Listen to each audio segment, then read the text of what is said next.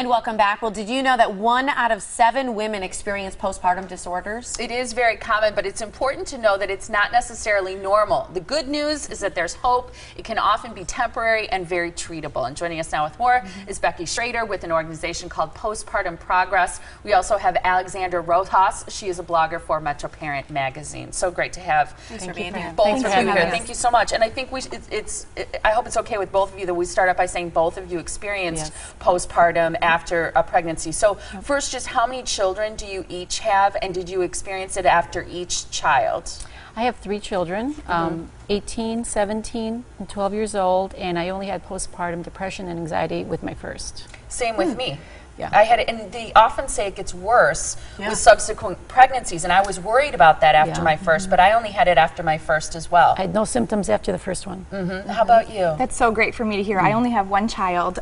She's 9 months now, and I had postpartum anxiety after she was born. So I always think, am I going to get this again? And it's wonderful to hear that it doesn't necessarily always happen with yes, and I think pregnancies. for you, I mean, you have still a really young child. How long did it last for you? About? I'm still recovering from my postpartum anxiety. I'm almost there. I've done a lot of great things to take care of myself, but I would say the really hard parts lasted about 6 months for me. Well, and I will say too, as far as the hope and the treatment and the temporary part of it, your awareness of it, I think will serve you well if you have more children. Absolutely. So, Yeah. Now, I've heard both of you say kind of postpartum depression, postpartum anxiety. This is something that it's kind of falls under a spectrum of postpartum disorders, right? So how do you break it down and know what's normal and what becomes kind of a label in that category?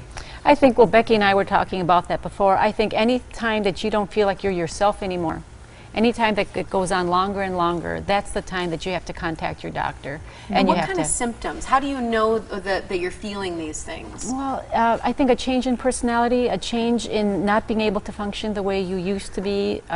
You're no longer who you are. Anything that tells you in your head it's time to seek help is the time that you should reach out. And I think it's different for every woman too.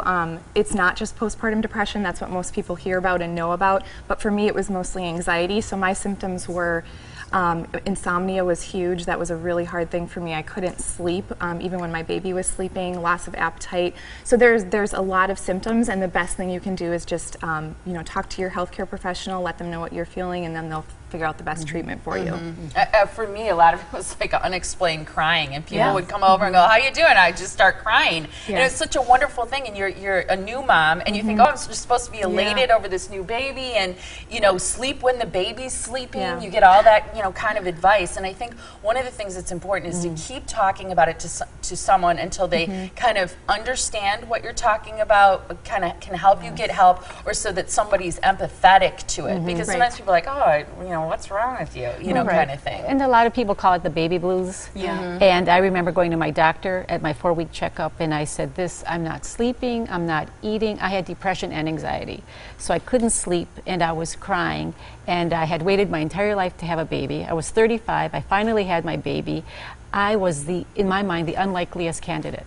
And then when this happened, it bowled me over, and I couldn't accept it, I couldn't understand it, I refused to believe it, but I had a really in-tune doctor, and as soon as I said, I can't eat, I can't function, I can't do anything, she's like, this is postpartum, we're going to take care of you. And with treatment and therapy, I did get better. And it was something where you don't think you're going to get better, and that's terrifying, but I did get better. Well, let's talk about how you, moving forward, can get better. You talked about treatment and therapy. What kinds of things does that entail for a new mom who may be watching today who's saying, I'm feeling those things. I can't stop crying. I know I should be happy. Or I'm extremely anxious. I can't sleep. All the symptoms that you 3 kind of mentioned. How do you get better? It depends, again, on your particular case. That's why it's really important to talk to a doctor. But there's medication, which works for some women. Talk therapy is huge, can be very helpful. Nutrition, exercise, all of these things that help with depression and anxiety. And some things might work for you and some things might not. So it's really just kind of a trial and error thing that you have to go through with your individual doctor to get better. But the message we want to send is you will get better. You'll find a way to get better. Well, and there's so much going on in your body hormonally. Yeah. And I think some of it is a passage of time and being patient and saying it's okay that I feel like this, because eventually your body kind of seems to balance it out. And if not, I think medication can help. I wonder too, because I had a very supportive family and network of friends. What can families do though? What can friends and family do to help support someone who's going through postpartum? I think exactly what you said, to ask that question, what can I do? It may just be for my case, I just wanted company. It was such an isolating experience. I was excited about staying home from work and being with my baby. I was shocked at the isolation and how lonely new motherhood is. So in that case, it might be just come and sit with me.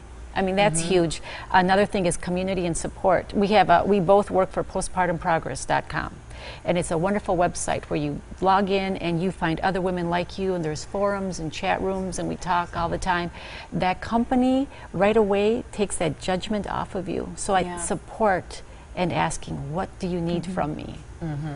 I think that just having that support system and a place to go, so we'll make sure everybody has that website that you just mentioned. So if you're feeling any of those symptoms, you can go to postpartumprogress.com, find that chat forum, find that community, that support, and definitely some references for where to go from there. Thanks so much, ladies, for sharing your story. Thanks for having us. Yeah, it's really cool, especially for you as a new mom to be sharing it when you're still kind of in that recovery phase. I think is going to be very meaningful to people. So thank you both so much. Thank you so much. Appreciate it. And there's a lot of hope too.